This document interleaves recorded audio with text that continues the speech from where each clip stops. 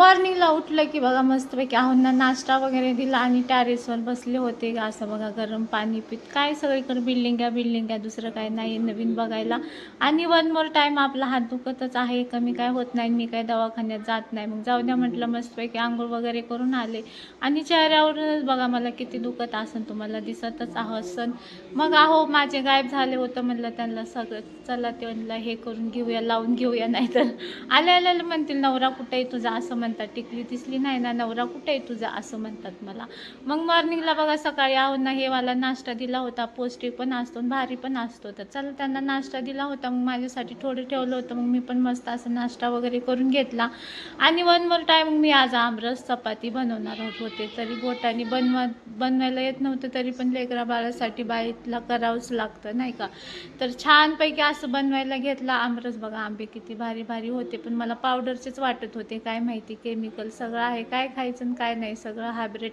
मग माझं पिल्लू उठलेलं बघा, उठल्या उठल्या विचारते मम्मी मी खाऊ हे खाऊ असं म्हणते बघा.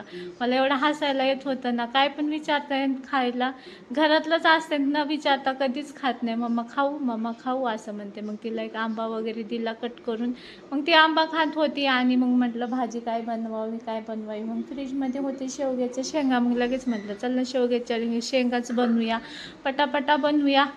गरमी पण होती, हात पण दुखते, चिडचिड पण होती. मग पोरांना म्हटलं बा थोडा वेळ थांबा, पटकन मी तुम्हाला बनवून देते भाजी. आणि मग एक साईडला भाजी ठेवलीच होती, तर दुपारी जेवायला टिफिन नाही नेत, घरी येतात आलेच होते. मग येताना त्यांनी बघा मस्तपैकी असा ऊसाचा रस बनवून घेऊन आले होते आणि भेळ खात बसले होते ते लोक. म्हटलं तोपर्यंत भेळ बनवून खावा, मी पटापट चपात्या करून घेते.